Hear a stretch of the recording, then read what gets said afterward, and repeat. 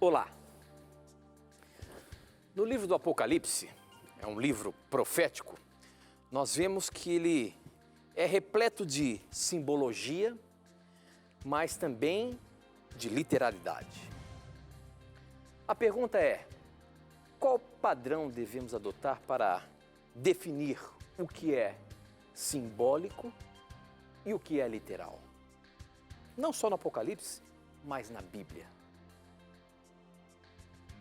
Essa e muitas outras questões você vai acompanhar agora, pois está no ar, Na Mira da Verdade.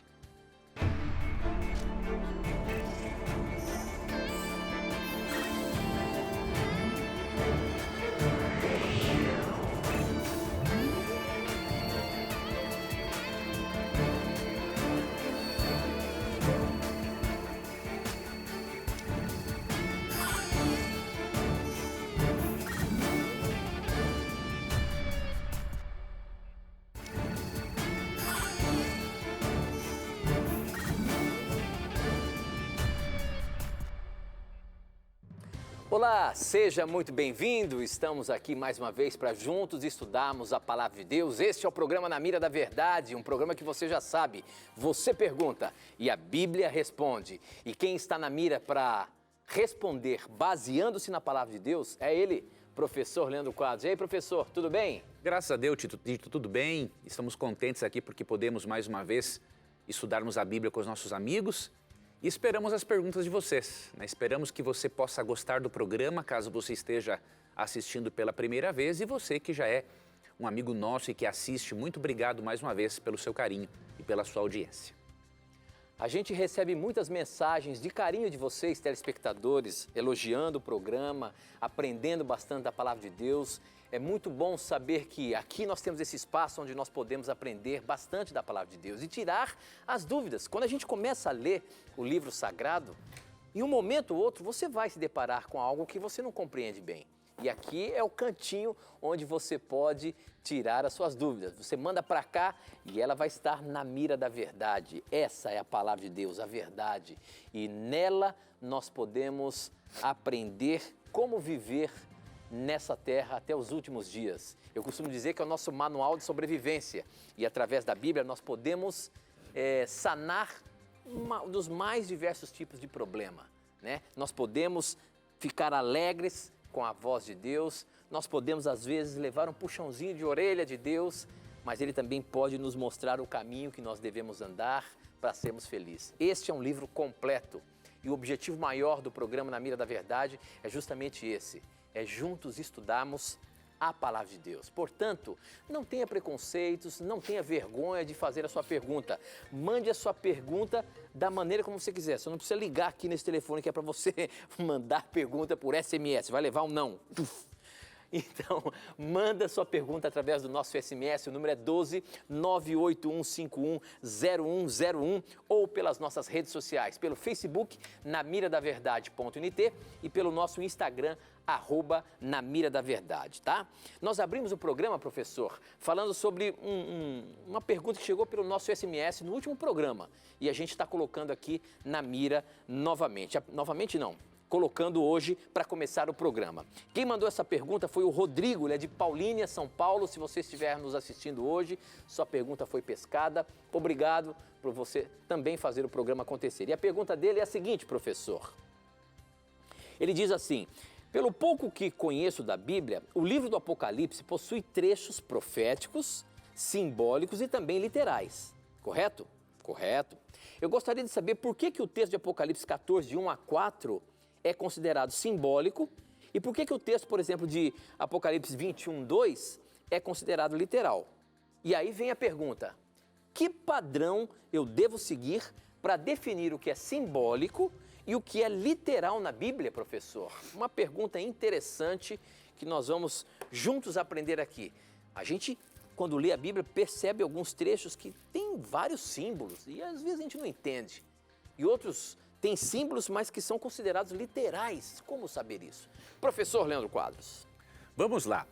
Primeiramente, a Bíblia, querido ouvinte, querido telespectador, ela é o registro histórico das ações de Deus na história humana, não é? O registro das ações de Deus na história humana especialmente através do povo de Israel e através da cruz de Cristo depois da igreja primitiva.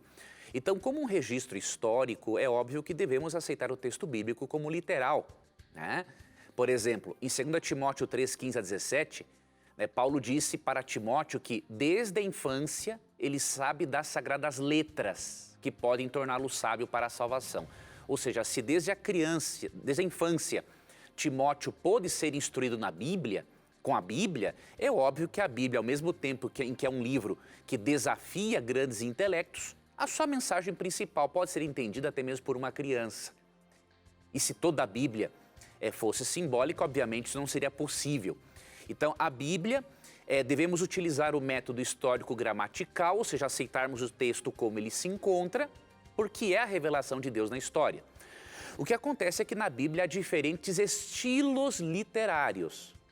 E cada estilo literário tem uma forma diferente de você interpretar e de estudar. Por exemplo, um livro histórico você interpreta de uma forma. Você tem normas para entender um livro histórico. Um livro poético, outras normas.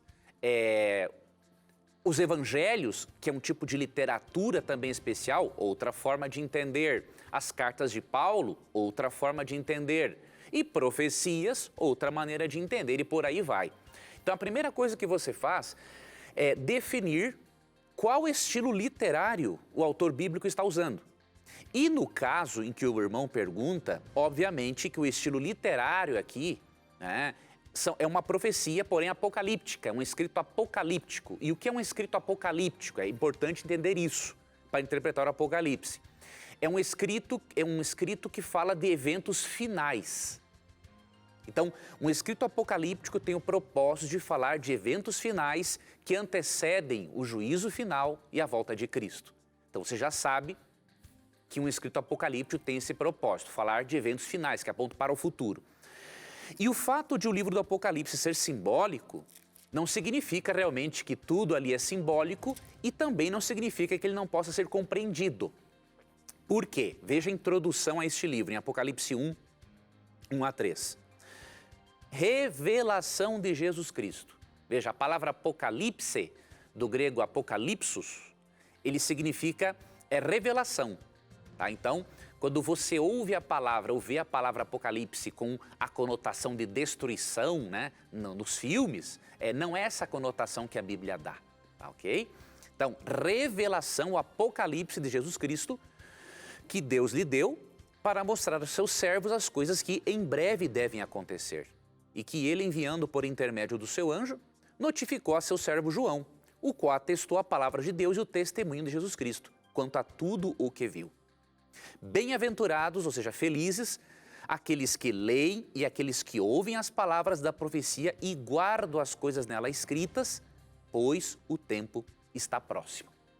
Então veja, é possível entender o Apocalipse, porque ele tem uma parte, obviamente, que descreve a história da igreja cristã primitiva, não é? O conflito cósmico contra a igreja, e tem uma outra parte que é simbólica, porém, a própria Bíblia, especialmente Daniel, Ezequiel, provê os significados dos símbolos do Apocalipse, porque o apóstolo João tirou muito da sua linguagem, ou dos símbolos, de Daniel, de Ezequiel, ok? Então, por exemplo, no verso 4 fala assim, ó, João, às 7 igrejas que se encontram na Ásia, graça e paz a vós outros, da parte daquele que é, que era e que há de vir, e da parte dos 7 espíritos que se acham diante do seu trono, e da parte de Jesus Cristo, a fiel testemunha, o primogênito dos mortos e o soberano dos reis da terra. Então, você percebe que o Apocalipse foi escrito inicialmente para 7 igrejas que se encontravam na província romana da Ásia. E eram igrejas que enfrentavam problemas doutrinários, especialmente perseguição. Então, João começa a escrever aqui para as 7 igrejas, né? E isto vai até o capítulo 3, né? Quando ele escreve para a última igreja, que é de Laodiceia. Aqui, então, é literal, ele escreve literalmente para algumas igrejas, mas no meio disto há alguns símbolos. E aí eu posso agora responder a sua pergunta. Por que que em algum momento, então, é histórico e no outro momento é simbólico. Como definir isso? Veja, uma regra de interpretação bíblica é a seguinte: você deve aceitar a Bíblia como um registro fiel da ação de Deus na história humana, e quando você for interpretá-la, se aquilo que está sendo mencionado não apresenta um absurdo, você tem que aceitar como literal, tá? Porque Deus não lida com o absurdo, ele lida com o sobrenatural. O sobrenatural não é absurdo. Mas a lógica de Deus, mesmo que seja superior à nossa, ela não vai contra a lógica humana necessariamente. Então, por exemplo, Apocalipse 14 fala que 144 mil, que uma característica dos 144 mil é que eles serão virgens e que não se contaminaram com mulheres. Então, isso seria um absurdo aceitar isso como literal. Por quê? Porque a Bíblia não ensina a salvação só de homens e só de homens virgens. A Bíblia ensina a salvação também das mulheres, né? Então, você percebe? O texto, se interpretado literalmente, teria que ser aceito como um absurdo e uma contradição do que a Bíblia ensina. Por exemplo, em Gálatas 3, 28 e 29 diz que em Cristo não há judeu, não há grego, não há homem, não há mulher, todos são em Cristo. Então a salvação não é só para homem e muito menos homens virgens. Então você percebe, né, que à luz do próprio contexto, você não pode interpretar Apocalipse 12 como literal, né, porque a interpretação literal traria uma conclusão absurda. Agora, por exemplo, Apocalipse 21, como você mencionou, descreve a cidade santa descendo para a terra. Por que não é um absurdo? Porque a Bíblia ensina que realmente, após a descida da cidade santa, vai se cumprir a promessa de Isaías 5,17, que Deus vai criar um novo céu e uma nova terra. E o próprio texto mostra no capítulo ali 22 também, que Deus vai fazer a sua morada com o homem. Então isso não é simbólico. A Nova Jerusalém, a cidade santa, desce na terra, Deus faz morada aqui conosco, e ali em 2 Pedro 3, 10 a 13 diz que e aí vai se cumprir, né, a promessa de novos céus e nova terra. Tá? Então, analise desta forma, analise contextualmente, veja sempre a Bíblia como literal. E quando um texto beirar ou apresentar algo que seja absurdo e que contradiga não só a lógica, mas especialmente o próprio texto bíblico, você tem que ver como simbólico. E aí, sendo simbólico, você vai procurar no próprio livro do Apocalipse, ou no livro de Daniel, ou no livro de Ezequiel, ou em outro livro bíblico, o significado daquele símbolo. Né? O símbolo, ele existe, primeiro porque os leitores originais entendiam esses símbolos, ok? E um outro motivo, de acordo com alguns estudiosos, né, certos trechos foram escritos em símbolos porque, como o Apocalipse também se referia, né, ao Império Romano, que receberia também a punição de Deus, então, para preservar o livro, né, de uma possível destruição, então, o Apocalipse foi escrito por símbolos. Leia, meu irmão, algum livro sobre hermenêutica ou interpretação bíblica, tá? Eu vou te sugerir um, tem vários, mas um é assim, ó, A Interpretação Bíblica de Roy Zuck, tá? Esse livro é da editora, se eu não me engano, é da Vida Nova.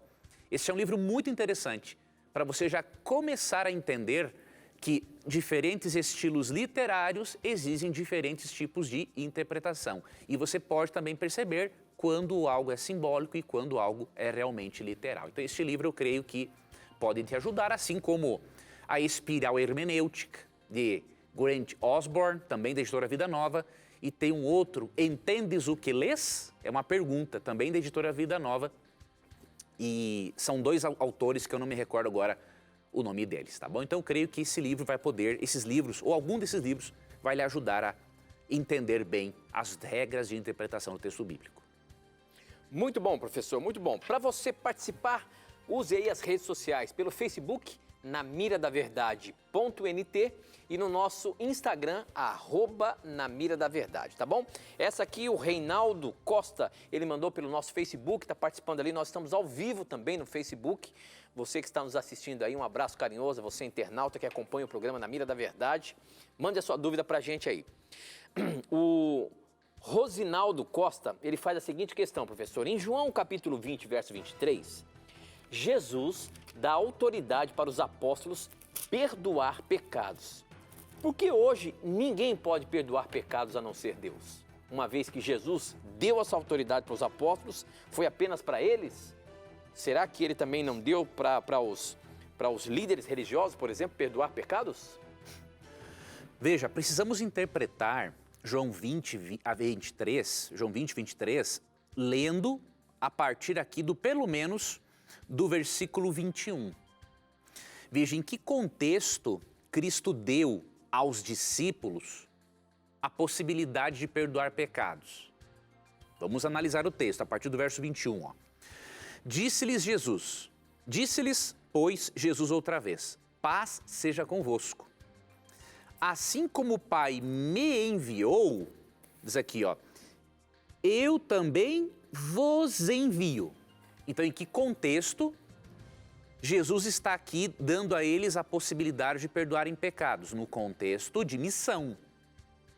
Ok? E havendo dito isto, soprou sobre eles e disse-lhes, recebei o Espírito Santo. É simbolicamente que Cristo está dizendo, ó, estou dando o Espírito Santo para vocês. E aí vem o verso 23. Se de algum perdoardes os pecados, ou seja, eles seriam enviados para fazer o quê? Pregar o Evangelho. Não é? Então está no contexto de missão. Se as pessoas aceitassem o Evangelho, o que aconteceria? Essas pessoas receberiam o perdão dos pecados. Mas o perdão dos pecados foi dado diretamente por Deus e indiretamente por eles, porque eles foram os mensageiros. Tá? Se de alguns perdoardes os pecados, são-lhes perdoados. Se lhes retiverdes, são retidos. Então, no momento da missão, se alguém rejeitasse o Evangelho, né, diretamente Deus não ia perdoar a pessoa, porque a pessoa não aceitou o plano de Deus e não se arrependeu, e indiretamente eles, diríamos assim, reteriam o perdão para esta pessoa. Tá? Então, isso aqui ocorre até hoje. Diretamente, só Deus pode perdoar. Né? Como diz Daniel 9, verso 9. Diz assim, a ti pertence o perdão, né? Pois nos temos rebelado. Ao Senhor nosso Deus pertence ao perdão, pois nos temos rebelado contra Ele. Então, se o pecado é uma rebelião contra Deus, eu tenho que confessar a Deus, a quem se sente ofendido. Salmo 32, 5, 1 João 9 nos incentiva a confessarmos unicamente a Deus. Agora, indiretamente, até hoje nós podemos ser agentes de Deus para comunicar perdão ou não. Como? Pela mensagem do Evangelho.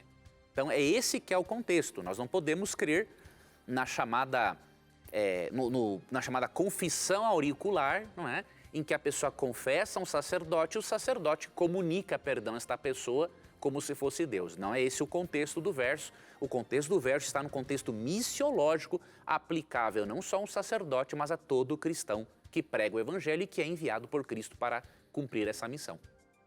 Ok, professor, muito bom. Tem uma pergunta aqui que chegou pelo nosso Instagram, quem mandou foi a Lariane, eu acho que é Lariane Davi, diz o seguinte, amo o programa e aprendo demais. Eu estou com dúvida sobre um texto que se encontra em Isaías capítulo 24, verso 21, e queria saber quem seriam estas hostes celestes, se seriam os próprios anjos do céu. Sempre faço essa pergunta e queria uma resposta, ok? Vamos ler aqui o que está dizendo Isaías, capítulo 24, verso 1. Diz o seguinte, na nova versão, essa Bíblia aqui é na linguagem de hoje, diz o seguinte, professor. Naquele dia, o Senhor castigará os poderes do céu e também os reis do mundo na terra. Em outra versão, tem aqui uma outra versão mais comum da Bíblia, que diz o seguinte... E será que naquele dia o Senhor castigará os exércitos dos altos nas alturas e os reis da terra sobre a terra? Professor, o que está querendo dizer o texto de Isaías 24, 21? Só que você vai responder daqui a pouquinho, depois do intervalo. A gente vai para um breve intervalo, não sai daí não, a gente volta já.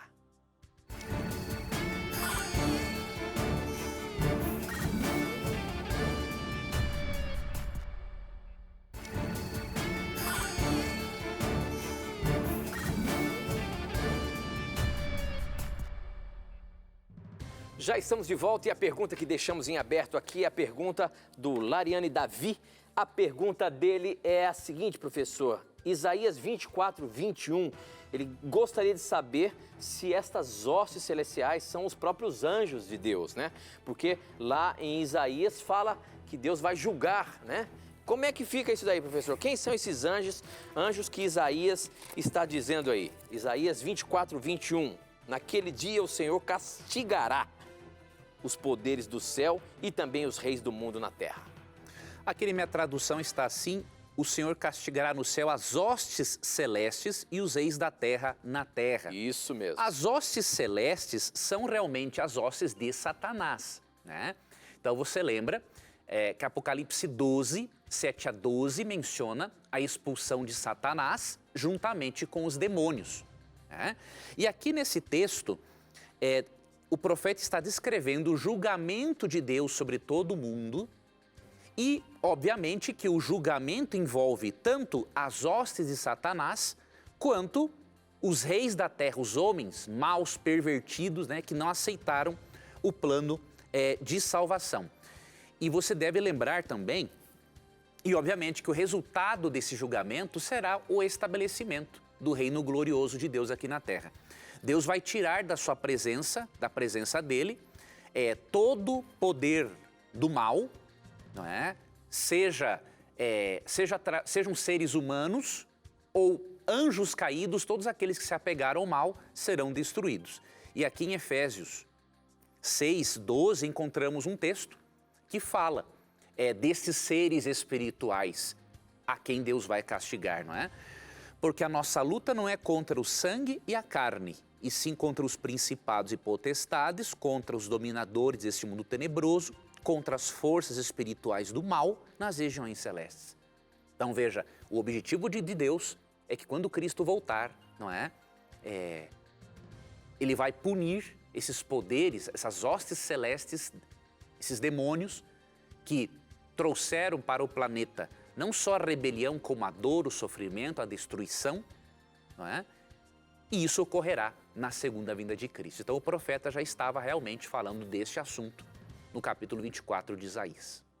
Olha só, seguindo isso daí, chegou também uma outra pergunta aqui do Luiz e da Márcia, que eles querem saber o seguinte: se o salário do pecado é a morte, eles gostariam de saber como que seria, ou como foi expiado, ou como seria expiado os pecados dos anjos caídos. Ou seja, quem morreria para que o pecado deles fosse justificado, se eles pudessem se arrepender? A Bíblia fala se houve algum tipo de plano de Deus tentar resgatar esses anjos que se rebelaram com ele, que pecaram, que se desviaram lá no céu, professor? Não, Houve algum plano de morte de alguém, já que o salário do pecado é a morte? Ou é um outro nível espiritual? Como é que é isso? Não, a Bíblia não fala, né, de um plano de salvação para seres angelicais, porque a Bíblia é um livro que trata da salvação do ser humano. Então, o propósito de Deus na Bíblia é deixar nela aquilo que realmente é do interesse da nossa salvação. Agora, nós podemos fazer algumas deduções com base no texto bíblico. Então, por exemplo, a Bíblia diz, no livro de Lamentações, por exemplo, 3, né, que as misericórdias de Deus se renovam a cada manhã. A Bíblia diz em 1 João 4, 8, 16 que Deus é amor, né? 1 João 9 diz que Deus aceita a confissão de qualquer pecador. Deus aceita o arrependimento de qualquer pecador. Deus sempre dá uma segunda chance ao ser humano ao longo de toda a história. Então não é errado nós deduzirmos que antes da expulsão de Satanás do céu, obviamente Deus deu oportunidades para eles, não é? Não necessitou uma expiação, porque eles ainda não tinham decidido rebelar-se. Eles estavam com dúvidas. Estavam num processo de decisão. E obviamente que Deus, com base no seu amor e na sua paciência, princípios, né, qualidades de Deus reveladas ao longo da Bíblia, nós podemos deduzir que Deus, como bem escreveu Ellen White no livro História da Redenção, tolerou longamente Satanás no céu. Aí, quando ele e a terça parte dos anjos decidem se rebelar contra Deus, aí eles foram longe demais. Aí para esse tipo de ser espiritual, né, que tinha um contato com Deus direto, que teve muito tempo para decidir entre o certo e o errado, Deus não elaborou uma morte substituinte para eles, né? E o que a Bíblia diz é o seguinte, Mateus 25, 41, né?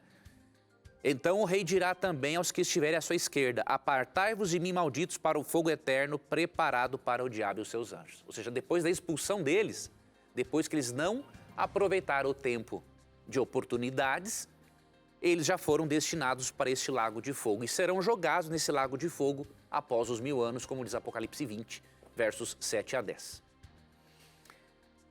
Edson, Simone, a pergunta de vocês foi pescada. Olha só, eles falam aqui, ó, urgente, professor. Nos ajude, caros amigos Tito e professor Leandro. Gosto muito do programa e gostaria muito de entender os escritos de Paulo em Romanos 14 e 15, pois estamos com dúvidas. Estamos há alguns meses, há anos, estudando, temos já conhecimento sobre os mandamentos da lei do Senhor, mas alguns assuntos, mesmo dentro de um contexto, nos traz dúvidas. Estamos há alguns meses na Igreja Adventista e respeitamos as doutrinas há anos, mesmo vindo de um berço pentecostal. Ele gostaria de entender a questão de Romanos 14 e 15. Romanos 14 e 15, Romanos 14 fala ali sobre os alimentos, aparentemente contrariando Levíticos, e também fala sobre a guarda do sábado, aparentemente contrariando Êxodo 20, professor. Como é que a gente pode dar uma explicação aí para o Edson Gonçalves e a esposa Simone? Eles são de Campinas, obrigado por você estar participando aqui do programa. Eles estão perguntando, Tito, sobre os 2 capítulos ou sobre o capítulo 14, verso 15? Eu acho que é 14, verso 15, viu? Então tá. Tá é bem provável que seja isso. Tá aqui, ó. Se por causa de comida o teu irmão se entristece, já não andas segundo o amor fraternal. Por causa da tua comida, não faças perecer aquele a favor de quem Cristo morreu. Então, estes versos e outros versos em Romanos, né, são interpretados da seguinte forma. Bom, se nós não devemos escandalizar os irmãos por causa daquilo que comemos e bebemos, então não vamos fazer questão mais, né, de ensinar a lei levítica, não é? De Levítico 11, em que proíbe, por exemplo, o comer carnes imundas. Mas não é essa a conclusão a qual Paulo quer levar ao leitor, né? E nem foi desta forma que os crentes da Igreja de Roma entenderam o texto. Nós temos que entender esse verso no seu contexto. Aqui em Romanos 14, no versículo 1, fala assim, acolhei ao que é débil na fé, não porém para discutir opiniões. Um crê que tudo pode comer, mas o débil come legumes. O capítulo 8 de 1 Coríntios nos ajuda a entender isso. Veja, haviam pessoas que acreditavam que comer de tudo não tinha problema nenhum, e haviam pessoas débeis na fé que tinham tanto medo de comerem certos alimentos que comiam só legumes. E qual é o contexto disso? Se vocês lerem, amigos, 1 Coríntios 8, foi escrito mais ou menos no mesmo período de Romanos, vocês vão ver que o problema em Romanos 14 é essencialmente o mesmo problema de 1 Coríntios 8. E aí eu vou ler para vocês aqui o versículo 4. 1 Coríntios 8, 4 ajuda a entender também o capítulo 10, verso 25, que fala ali, né, comei de tudo que se vende no açougue ou no mercado. Então, é o mesmo contexto. 1 Coríntios 8, verso 4 diz assim, no tocante à comida sacrificada a ídolos, sabemos que o ídolo de si mesmo nada é no mundo e que não há senão um só Deus. E aí, versículo 8, não é a comida que nos recomendará a Deus, pois nada perderemos se não comermos e nada ganharemos se comermos. Vede, porém, que essa vossa liberdade não venha de algum modo a ser tropeço para os fracos. Então você percebe, aqui em Romanos 14, 15, ele está pedindo para não fazermos as pessoas tropeçarem por causa da comida. E qual é o tipo de comida mencionada no contexto? Aqui está a questão. Carnes sacrificadas a ídolos. Aqui não há a mínima possibilidade, tanto em 1 Coríntios 8, quanto em Romanos 14, de o apóstolo Paulo estar abolindo a lei de Levítico 11. Até porque quem deu aquela lei foi Deus e ela não tem um aspecto cerimonial, simplesmente. É um aspecto que tem a ver com a saúde. E aquilo que tem a ver com a saúde, né, e com a pureza, de acordo com a Bíblia, tem a ver com o espiritual e com algo que é princípio, que é eterno. Então veja, o contexto são carnes sacrificadas a ídolos. As pessoas tinham tanto medo de comer uma carne que houvesse sido sacrificada num templo pagão, que elas estavam comendo só legumes. E aí Paulo começa a corrigir aquilo, dizer para eles, olha, não fiquem preocupados com isso. Agora, ao mesmo tempo, ele fala, olha, você que acredita que não há nenhum problema em comer uma carne sacrificada a ídolo, também não vai escandalizar o seu irmão que é mais fraco na fé. Ou seja, não coma na frente dele, diríamos assim. E deixe ele com a consciência dele até que com o tempo ele amadureça. Porque, veja, ser fraco na fé não é desculpa para permanecer na ignorância, não é? Alguns dizem assim, nós temos que tolerar os fracos na fé. Temos que tolerar os fracos na fé, mas também temos que instruí-los, porque em Mateus 28:20 Cristo fala, ensinando-os a guardar todas as coisas que vos tenho ensinado. Então, não podemos permitir que uma pessoa continue sendo fraca na fé. Ela tem que se desenvolver, ela tem que aprender, ela tem que amadurecer. É o que Deus quer para todos nós. Agora, o contexto é esse. Então, pense em Romanos 14, essencialmente como sendo o mesmo problema de 1 Coríntios 8, ou seja, carnes sacrificadas a ídolos, e aí vocês vão resolver este problema interpretativo que os está incomodando. Muito bem, professor. Mais uma perguntinha do nosso Instagram aqui. Quem mandou foi o João, e ele diz o seguinte, graça e paz, um dia para Deus é como 1000 anos e 1000 anos como um dia. Está nos livros de Gênesis, Salmos, no livro de 2 Pedro. Como vocês interpretam esses textos? Estão todos falando a mesma coisa. São os milênios do Senhor e não o sábado semanal. Gostaria de ver você interpretando esses textos. Gênesis 2:2, sétimo dia igual um milênio, Salmos 94 e 2 Pedro 3:8. Salmos 94 diz o seguinte, diante de ti 1000 anos são como um dia, como o dia de ontem, que já passou, são como uma hora noturna que passa depressa. 2 Pedro 3:8 diz o seguinte, meus queridos amigos, não esqueçam isto, para o Senhor um dia é como 1000 anos e 1000 anos como um dia. E quando ele fala de Gênesis 2:2, professor, ele está falando que Deus terminou a criação do mundo e no 7º dia descansou. Então dá a entender de que ele está mostrando aqui que a criação foi feita em milênios. É isso mesmo? Como que a gente interpreta esses textos aí? Veja, o nosso irmão está interpretando o texto de uma forma equivocada, né? Primeiramente, aqui em 2 Pedro 3:8, assim como no Salmo 90, né? Quando fala assim, ó, para o Senhor um dia é como 1000 anos, né? A conjunção aqui no grego é comparativa. Tá? Ele está comparando, ele não está afirmando. É diferente. Né? Então, ele está comparando um dia a 1000 anos para Deus, porque Deus é eterno. Para ele não faz diferença um dia ou 1000 anos. Tá? Então, você não pode pegar um texto como esse, que tem uma conjunção comparativa para interpretar os dias de Gênesis. Não pode fazer isso. Isso aí é uma distorção total do texto bíblico. É não seguir nenhuma norma de interpretação para o texto. O que você percebe no livro de Gênesis, que os dias da criação são todos literais. E por quê? Não tem lógica em Deus criar um dia, não tem lógica em um dia valer 1000 anos, se Deus estabeleceu o 7º dia como dia de repouso. Você vai para o 4º mandamento, em Êxodo 28:11, que remete a Gênesis 2:2 e 3, que é o texto que o irmão citou, e lá no verso 11, né? Dá razão para a guarda do sábado. Diz assim, porque em 6 dias fez o Senhor o céu, a terra, o mar e as fontes das águas, e ao 7º dia descansou. Por isso o Senhor abençoou o dia de sábado e o santificou. E nos versos 8 e 9 fala para não fazer nenhum trabalho. Então é óbvio que não pode ser um sétimo milênio, porque não teria necessidade de Deus pedir para o povo guardar. Porque guardar um dia que é simbólico e que não é literal, que não é um dia semanal. Só se Deus tivesse algum problema. Né? Você vai para Levítico 23, verso 3, e diz assim, ó, 6 dias trabalhareis, não são 6.000 anos trabalhando, né? Mas o 7º será o sábado, do descanso solene, santa convocação. Nenhuma obra fareis, é sábado do Senhor em todas as vossas moradas. Então isso é simples de entender.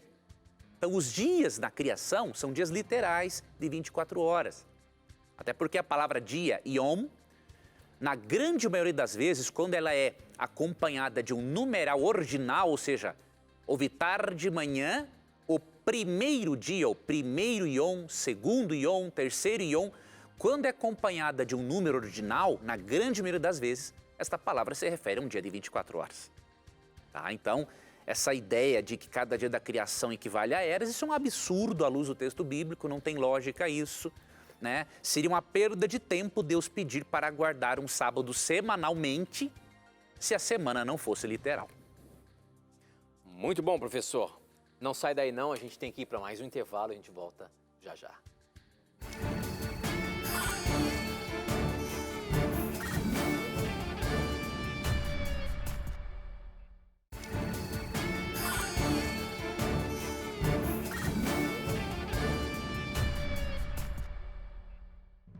Já estamos de volta e eu quero abrir esse bloco apresentando a você o curso bíblico Verdades para o Tempo do Fim.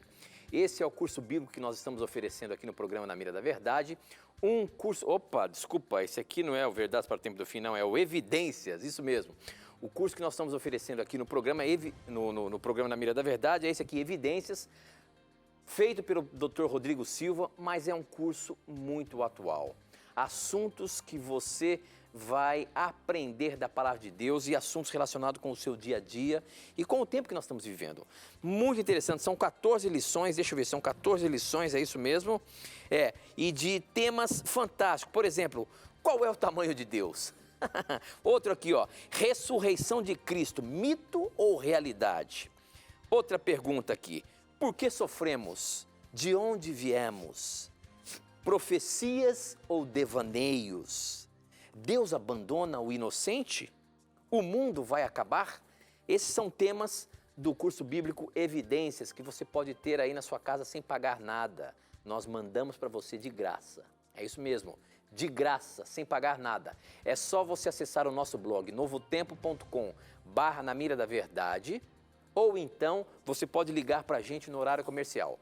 0 operadora 12 21 27 3121 é o telefone, você vai ligar, vai fazer um cadastro e a revista vai chegar aí na sua casa sem você pagar nada, tá bom? É um presente nosso para você, não perca tempo não, peça agora mesmo e estude um pouco mais a Palavra de Deus e compreenda muita coisa que você quer compreender. Muito bem, a próxima pergunta aí que mandou foi o Júnior.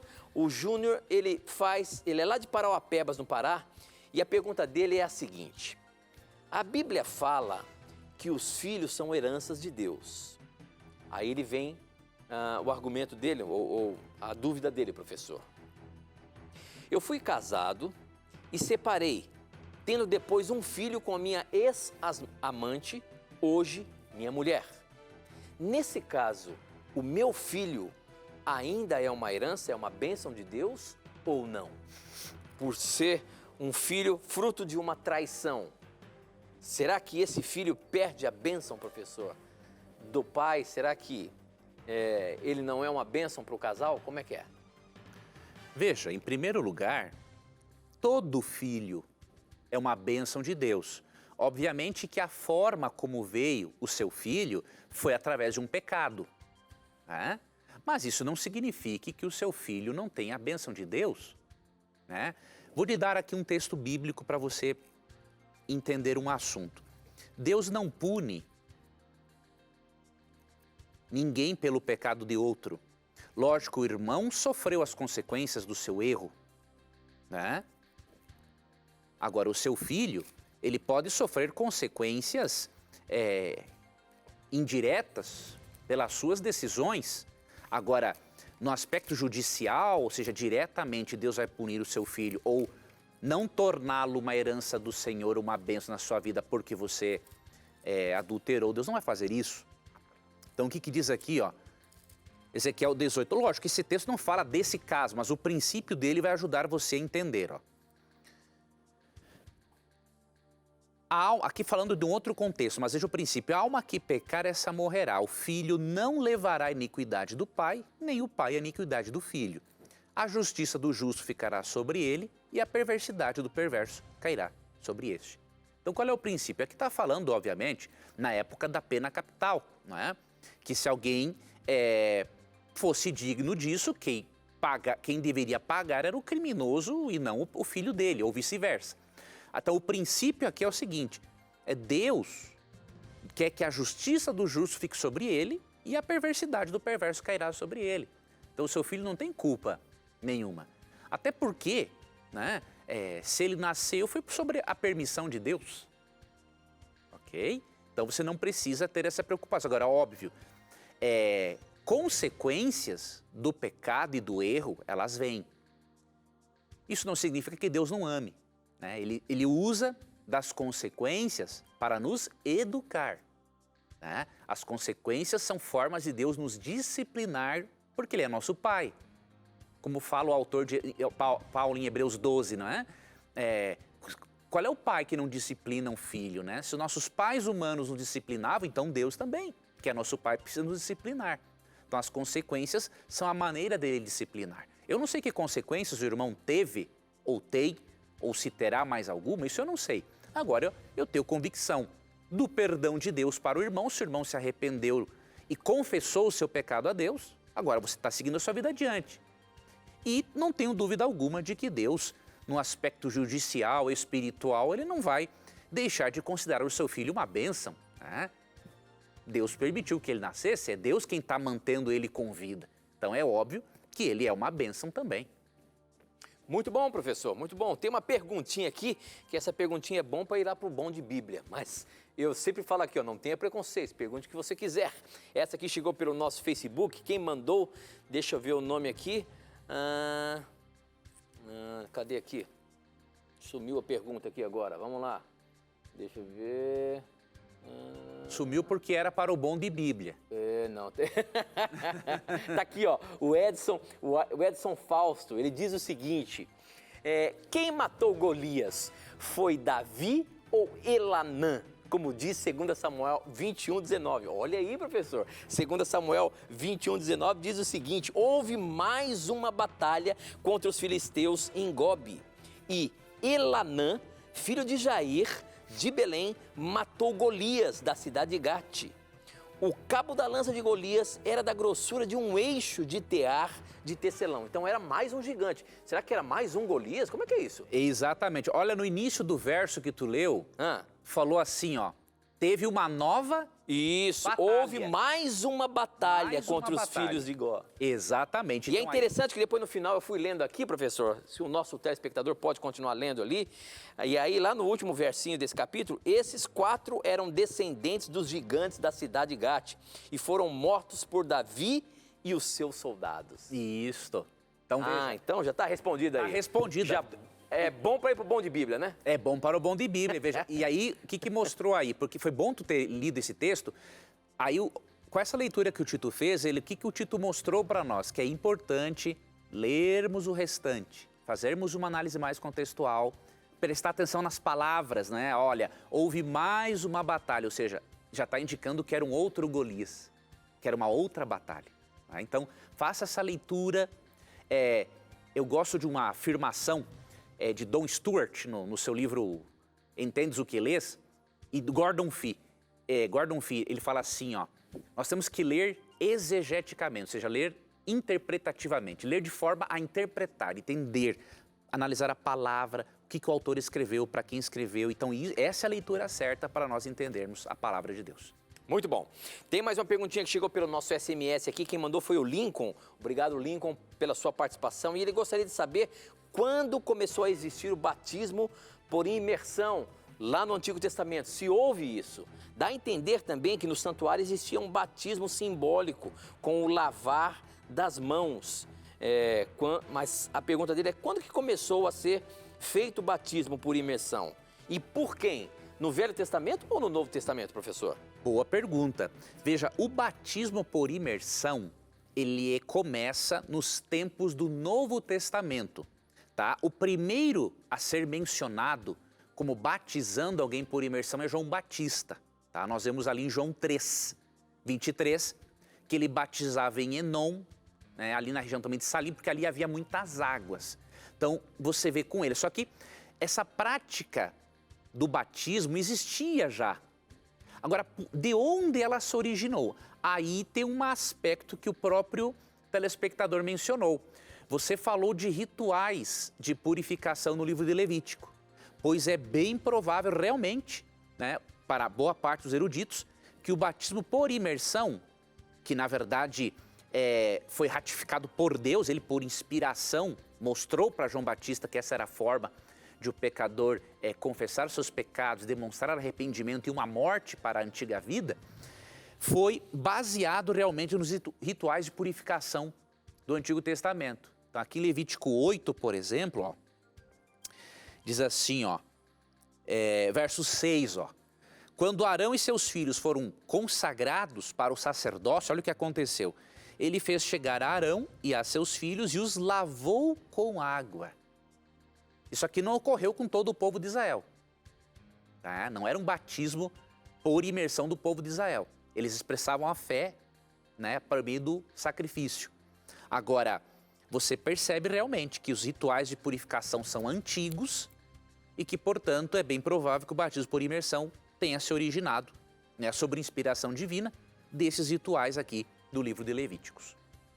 Muito bem, professor. Mais uma perguntinha aqui. Essa chegou também pelo nosso Facebook, o pessoal que está acompanhando a gente pelo Facebook, o José Alberto, e ele pergunta o seguinte.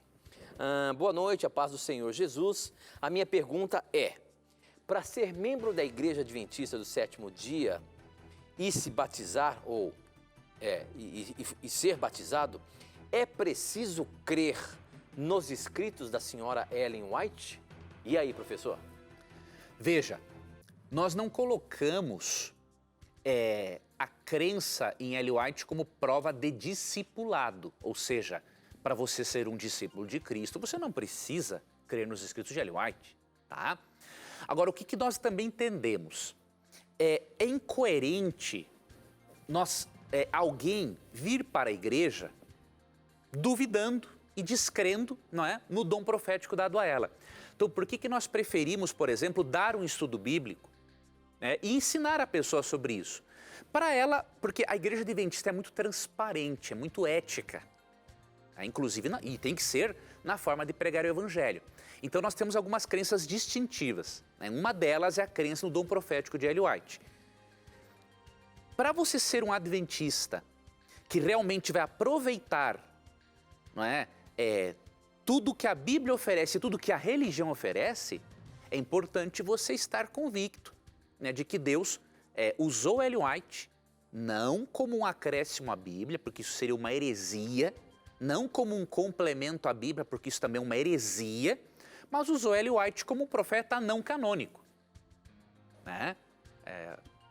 Tem profetas canônicos, ou seja, que tem livros no cânon bíblico, e tem profetas não canônicos, como Natã, Gade, Ido, né? Profetas mencionados em 1 Crônicas 29, 29, 2 Crônicas 29, 29. Então nós cremos que Ellen White faz parte deste grupo de profetas não canônicos. E que a função dos escritos dela não é acrescentar nada à Bíblia, mas levar-nos de volta para a palavra de Deus e explicar certas coisas, né, para facilitar o nosso estudo da Bíblia. Não é um substituto. O escrito de Ellen White não é um substituto da exegese, não é um substituto de consultar um bom comentário, mas cremos que os escritos dela são uma espécie de comentário inspirado, né? Então, não é prova de discipulado, você não precisa crer em Ellen White para ser um discípulo de Cristo, né? Seria uma aberração uma coisa dessas. Agora, nós cremos que se você quer fazer parte da Igreja Adventista, que você não tenha nenhuma dúvida sobre o assunto. porque senão você vai se sentir desconfortável, né? Quando um irmão citar algo de Ellen White, você vai pensar assim, nossa, em vez de citar a Bíblia, estão citando Ellen White. Isso não acontece, a Bíblia é a nossa regra de fé. Mas muitas vezes, os irmãos descobrem pérolas, citações tão bonitas de Ellen White, que estão de acordo com a palavra de Deus, que serve como ali um comentário. Então, para o teu próprio conforto, irmão, e não para o seu desconforto, é importante que você faça um estudo, não é? Leia sobre a vida e a obra dela e tire as suas conclusões pessoais. Então, eu recomendaria que o irmão lesse algum livro de Ellen White, né? Por exemplo, O Caminho a Cristo, ou Desejar Todas as Nações. E lesse também, tem um livro, Profecias, é um livro de Herbert Douglass. Eu acho que são Profecias, eu não vou lembrar agora. Não é Mensageiro do Senhor, não, né? Não, é um outro título. Tem o Mensageiro do Senhor, que é um livro também interessante, mas tem assim, acho que é Profecias Alarmantes, uma coisa assim. Eu tenho esses 2 livros lá, agora não estou lembrado do título. Que é um livro interessante, que mostra que algumas profecias, porque a Ellen White foi uma profeta que levou as pessoas de volta para a Bíblia. Então ela não era de profetizar o futuro. Mas algumas poucas vezes em que ela fala do assunto, você vê que acontece. Então este livro de Herbert Douglass seria muito interessante para você ver. Eu acho que são profecias do fim ou alarmantes. Vamos dar então no próximo programa esse livro aí, tá bom, professor? Infelizmente, o nosso tempo acabou e a gente se encontra semana que vem, se Deus quiser. Um abraço para você, Deus te abençoe e lembre-se que neste programa, sempre que você tiver a coragem de perguntar, só a Bíblia terá coragem de lhe responder. Você já sabe, as suas dúvidas e seus questionamentos sempre estão na mira da verdade. Até o nosso próximo encontro. Tchau!